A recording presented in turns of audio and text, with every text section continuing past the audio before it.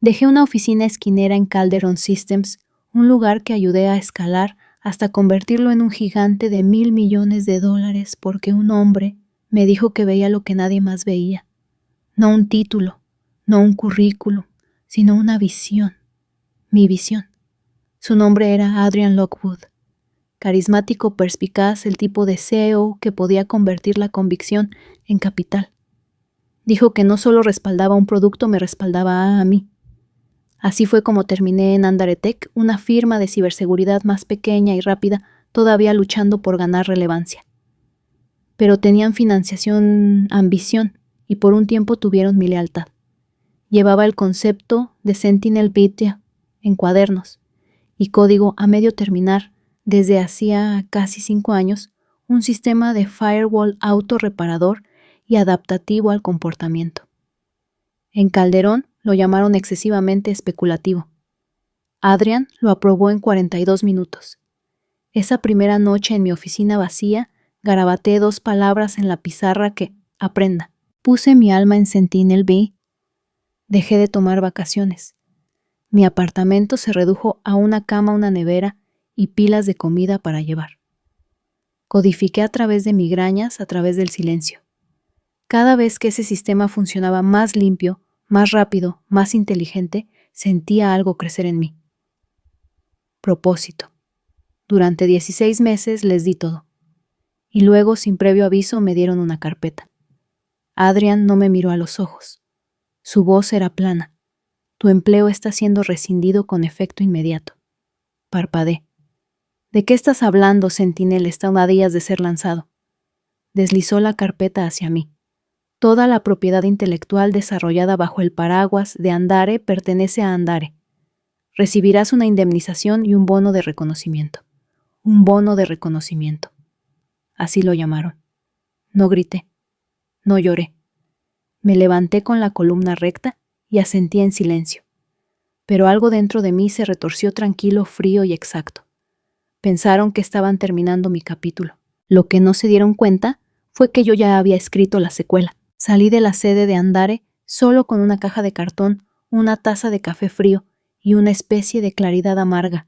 Los mismos ingenieros a los que había entrenado hacía un año no levantaron la vista de sus pantallas. Nadie habló, nadie se atrevió. El silencio fue más sonoro que cualquier despedida.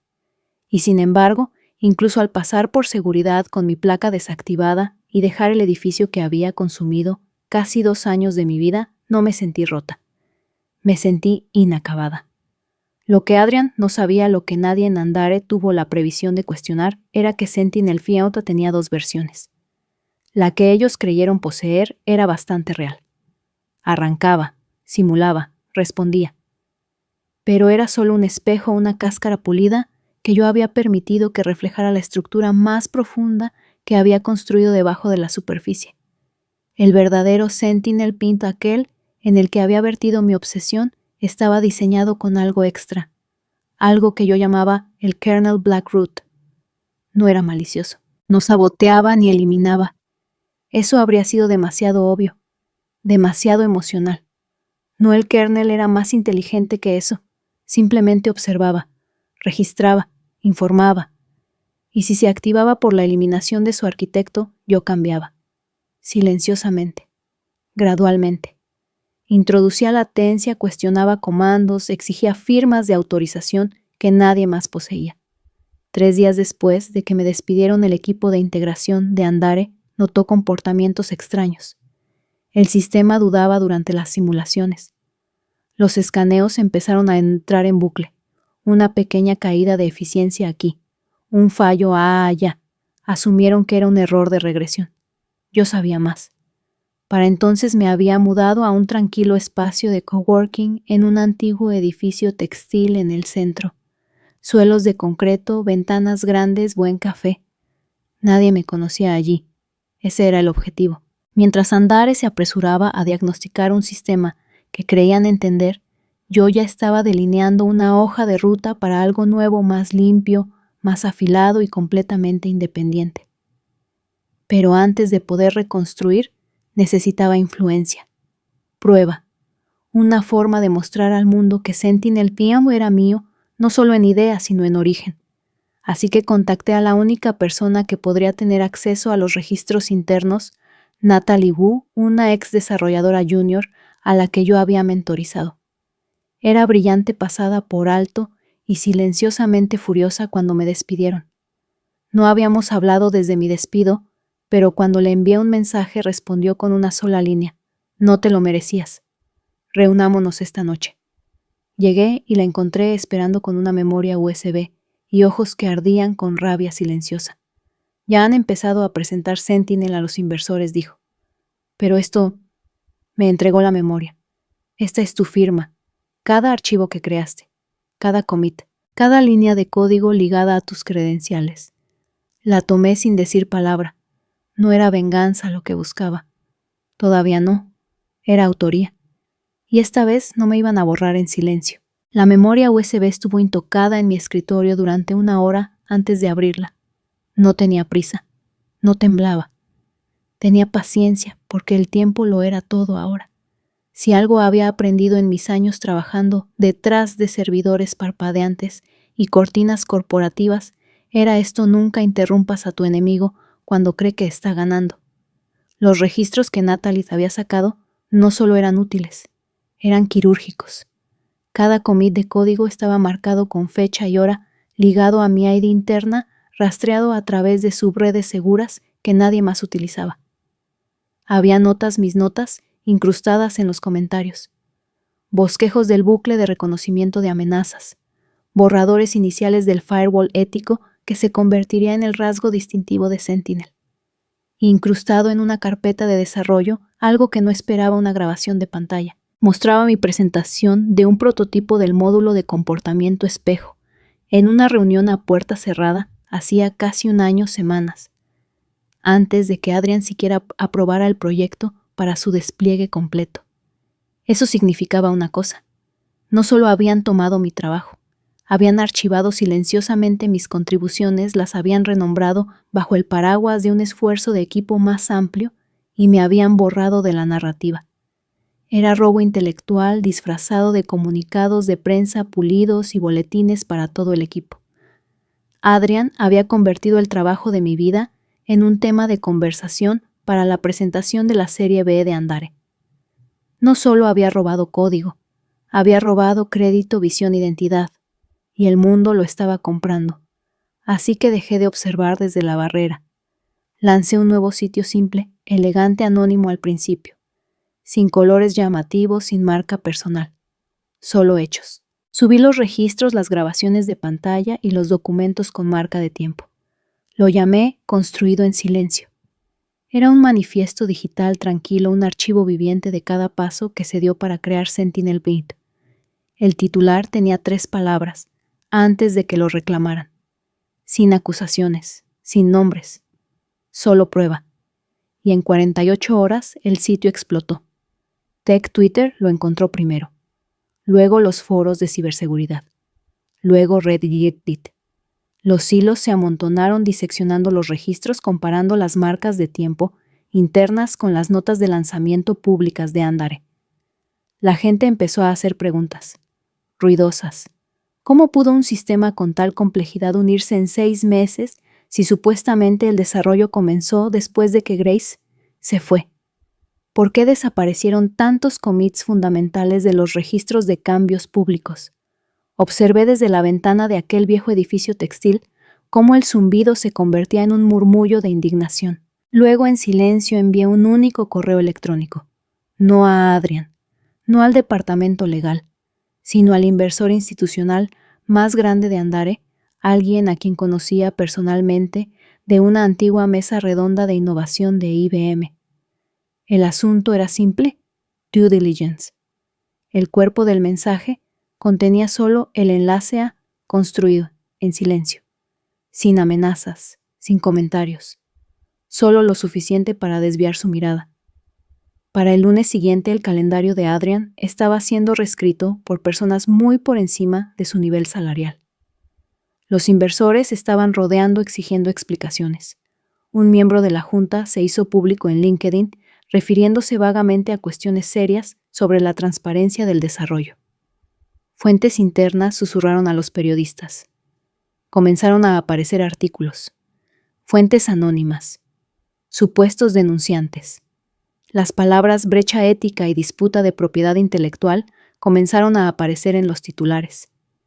Y aún así no dije nada, porque las victorias más satisfactorias no provienen de gritar en una sala de juntas. Provienen de ser innegable. Al 10º día Natalie me envió un mensaje de nuevo. Han comenzado una auditoría interna, escribió. Adrian está en pánico. Sigue pidiendo los registros de commit. Respondí con una sola frase. Ya los tenía. Simplemente nunca pensó que necesitaría explicarlos. Porque la traición a menudo viene vestida de trajes y estrategia. Pero la justicia real, llega en silencio, lentamente, con pruebas innegables y la fría inevitabilidad de las consecuencias. Adrian había jugado al juego equivocado, y yo apenas estaba empezando. Adrian pensó que el problema era externo, que podría solucionarse con una declaración, un memo cuidadosamente redactado por relaciones públicas, quizás incluso un ingeniero junior sacrificial, si las cosas se ponían demasiado calientes. Pero lo que él no entendía, lo que la gente como él nunca entiende, es que la verdad no necesita un comunicado de prensa. Solo necesita oxígeno. Y en el momento en que las personas adecuadas empezaron a hacer las preguntas equivocadas, su narrativa cuidadosamente construida comenzó a colapsar. El martes, por la mañana, los sistemas internos de Andare le bloquearon el acceso al portal de Sentinel-Pecto. Protocolo estándar durante una auditoría de propiedad intelectual, le dijo alguien.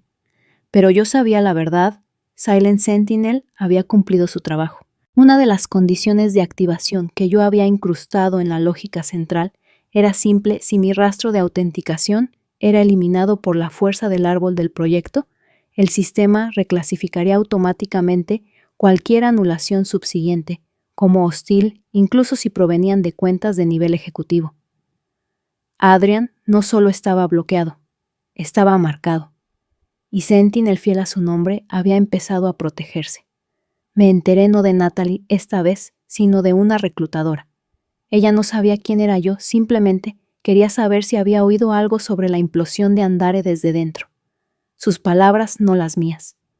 Aparentemente varios ingenieros senior se habían marchado en las últimas 72 horas. Uno de ellos, según los rumores, incluso había citado omisión consciente de autoría y liderazgo poco ético en su correo electrónico de renuncia. Y aún así, yo no había dicho una palabra públicamente. No necesité hacerlo. Observé desde mi espacio de coworking temporal en Logan Square cómo el tráfico hacia el archivo construido en silencio seguía aumentando. Un pico de análisis provenía del dominio de una importante revista de tecnología de investigación, otro de un organismo de investigación federal conocido por su interés en la ética de la IA. El mensaje se estaba difundiendo. No porque yo exigiera atención, sino porque la hice imposible de ignorar. Esa misma semana recibí una invitación formal para hablar en la Conferencia Global de Ciberseguridad en Bruselas. Sugerencia de tema: Arquitectura de la confianza. Construyendo sistemas de IA que se defienden contra la explotación humana. Me reí al verlo. La ironía era quirúrgica. No solo me querían por mi sistema, me querían por la lección en la que me había convertido. Para el jueves, la Junta de Andare se había reunido 2 veces a puerta cerrada. Los equipos legales se apresuraban. El cronograma de la IPO, según se informó, había sido congelado. El mismo producto que esperaban que los catapultara al dominio del mercado se había vuelto radioactivo. Y el hombre en el que confiaron para entregarlo bajo revisión interna. Pero lo mejor, la satisfacción más fría y limpia, llegó en forma de un correo electrónico del propio Adrian. Asunto: solicitud de discusión. Sin disculpa, sin reconocimiento. Solo una sola línea de texto en el cuerpo: hablemos. No respondí. No necesité hacerlo, porque para cuando un hombre como Adrian intenta hablar, ya no está negociando. Se está ahogando, y yo no estaba allí para sacarlo. La reunión estaba fijada para las 4:00 p.m. de un viernes. Terreno neutral, una suite ejecutiva en el Marriott del centro. El tipo de lugar diseñado para sentirse lo suficientemente caro como para calmar los ánimos y lo suficientemente genérico como para evitar demandas. Llegué 10 minutos antes, no por ansiedad, sino porque quería elegir el asiento con la luz del sol a mi espalda, que él entrecierre los ojos. Adrian entró 5 minutos tarde solo, sin asistente, sin asesor legal, sin pose. La corbata torcida y por primera vez desde que lo conocía, no había arrogancia en su andar solo peso. La puerta se cerró detrás de él como la última nota de una marcha fúnebre. Intentó sonreír. Grace. No dije nada. Solo señalé la silla frente a mí. Se sentó lentamente y respiró hondo. El silencio entre nosotros era denso, pero no tenía interés en llenarlo. Quería que él hablara primero, que se retorciera en el espacio que sus propias decisiones habían creado. No estoy aquí para justificar nada, comenzó. Sé que lo que hice estuvo mal. Aún así esperé. Se aclaró la garganta. Calculé mal. Pensé... Hizo una pausa buscando un apoyo que no existía. Pensé que el sistema importaba más que su creador, que podía proteger el proyecto empujándote fuera. Incliné la cabeza. ¿Protegerlo de qué exactamente? Sus ojos bajaron. Del escrutinio. De convertirse en el show de Grace Camden. Ahí estaba. La verdad desnuda y torpe. No el miedo al fracaso, sino el miedo a mi éxito. Me incliné hacia adelante tranquila pero deliberada. No protegiste el sistema, Adrian. Lo comprometiste. Intentaste amputar a su creadora y al hacerlo infectaste todo el cuerpo. Y ahora estás sangrando credibilidad. Se estremeció pero no discutió. Vine hoy por una razón, continué. No para escuchar tus disculpas, no para revivir la traición, sino para dejar esto claro: lo que construiste, tu reputación, me pertenece. Y la única forma de avanzar es según mis términos. Asintió lentamente. Entonces, hablemos de términos. No. Metí la mano en mi carpeta y deslicé una hoja impresa, sin membrete, sin preámbulo, solo condiciones. Esta no es una conversación. Esta es tu última oferta. Escaneó la página. Sus manos temblaron ligeramente en la tercera cláusula: derechos de autoría completos, retroactivos, públicos. No puedo revertir esto con la Junta. Ya lo hiciste, dije. Simplemente no te diste cuenta. Nos sentamos en silencio. El sol se movió detrás de mí, proyectando una sombra desigual en su rostro. Finalmente dejó el papel, exhaló y dijo: ¿Qué quieres de mí, Grace? Me puse de pie. Nada. Ya no. Lo que quiero, dije, es algo que solo yo puedo darme a mí misma. Este papel no se trata de venganza. Se trata de corrección. La historia no se reescribe sola. Los arquitectos lo hacen. No me siguió a la puerta. Simplemente se quedó allí mirando los términos que no eran negociables. Y al salir al pasillo no me sentí reivindicada.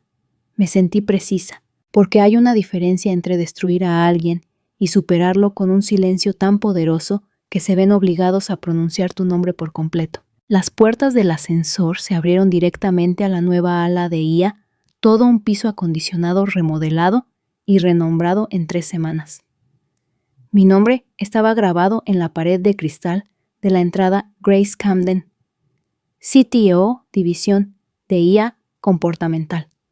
Sin fanfarria, sin ceremonia de inauguración. Solo un nombre finalmente colocado donde siempre perteneció. Mi primer acto oficial no fue un anuncio de equipo ni un discurso. Fue una purga. 3 gerentes intermedios que habían estado en silencio en cada reunión mientras mi nombre era borrado, reasignados. El desarrollador que redirigió los registros de acceso sin cuestionar, despedido. No despedí por ira, limpié la podredumbre. Los sistemas solo evolucionan cuando se corta la descomposición de raíz. No estaba reconstruyendo Virion Labs, la estaba limpiando. Dentro de mi nueva oficina elegante, minimalista, sin un solo centímetro desperdiciado, coloqué solo un objeto personal en la estantería. Una réplica del diagrama de arquitectura escrito a mano que había redactado por primera vez para Aegis Mind hacía 4 años, manchado por el café y la edad. Debajo, con tinta suave, había escrito: construido en silencio, defendido en código. El personal comenzó a cambiar. No porque yo exigiera lealtad, sino porque yo irradiaba claridad. Las reuniones se hicieron más cortas, las revisiones de código más agudas, las propuestas venían con consideraciones éticas preventivas, no por miedo sino por respeto. Por una vez la cultura no se trataba de prisa performativa, se trataba de precisión.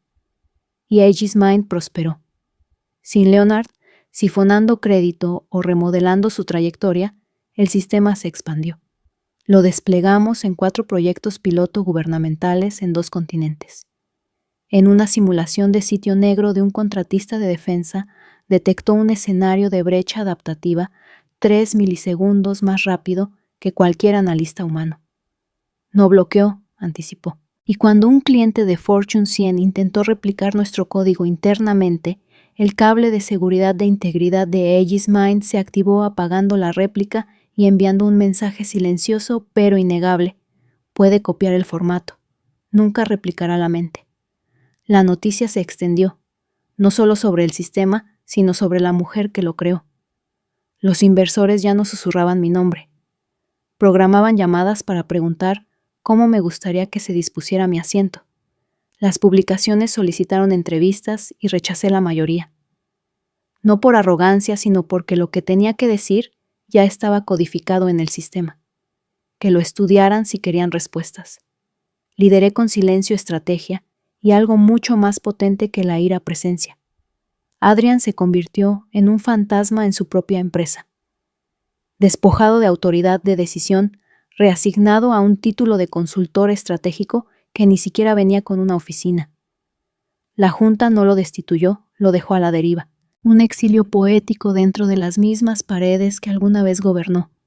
A veces lo veía en los pasillos, siempre caminando rápido, siempre con papeles en la mano, siempre intentando parecer ocupado. Nunca hablamos, nunca me miró a los ojos, y eso fue suficiente. Sin confrontación, sin regodeo, porque el mejor tipo de justicia no necesita un mazo, solo necesita un escenario y el espacio para asegurarse de que todos vean quién ya no está en él. Y yo no ascendí, regresé, al asiento que pensaron que podían quitarme, solo que ahora no era prestado, era mío. El día que Aegis Mind fue adoptado formalmente como el estándar de ciberseguridad para el bloque financiero del Atlántico Norte, el horizonte de la ciudad bajo mi oficina se volvió borroso en tonos dorados y azules profundos. No marqué el momento con aplausos. No brindé con champán. Me quedé junto a la ventana con las manos cruzadas a la espalda y simplemente observé. Observé cómo 1000 mensajes no leídos se acumulaban en mi bandeja de entrada. Observé cómo el indicador global mostraba titulares. Aegis Mind detiene. Intento de intrusión de $480 millones. El código de Camden, llamado Firewall ético de la IA. Observé cómo el nombre de Leonard desaparecía por completo de las menciones públicas, borrado no por la venganza, sino por la obsolescencia. El mundo había avanzado. El sistema había crecido más allá de él. Y eso más que nada era la justicia que yo siempre había querido. En la esquina de mi escritorio descansaba la vieja memoria USB que Rachel una vez me entregó, sus bordes de plástico desgastados, su secreto aún vivo. Nunca la usé para obtener ventaja. Nunca la necesité. El poder no proviene de lo que amenazas. Proviene de lo que soportas. Rachel todavía trabajaba en la empresa. Tranquila, competente, intocada por la reorganización que se había tragado a otros por completo. Algunos días me traía café. No como asistente, no como subordinada, sino como igual. Y cada vez decía lo mismo al dejarlo. Todavía tuyo. Y yo asentía porque sí lo era. No hubo un gran discurso, ni una confrontación final, solo un sistema que funcionaba limpio, un equipo que construía sin miedo, una empresa que finalmente conoció el costo de ignorar al arquitecto. Y yo ya no trabajaba para demostrar nada, trabajaba para preservar lo que había construido. No solo el sistema, sino el principio que la autoría importa, que cuando alguien intenta borrar tu nombre, la respuesta más fuerte no es la rabia, es la resiliencia. Porque la venganza más duradera no es la destrucción, es la permanencia. Y yo me había vuelto imborrable. Lo que esta historia nos enseña no es solo sobre tecnología, traición o ambición, es sobre autoría. sobre lo que significa crear algo tan profundamente tuyo que cuando otros intentan tomarlo, borrarlo o renombrarlo, no solo están robando código, están intentando sobreescribirte.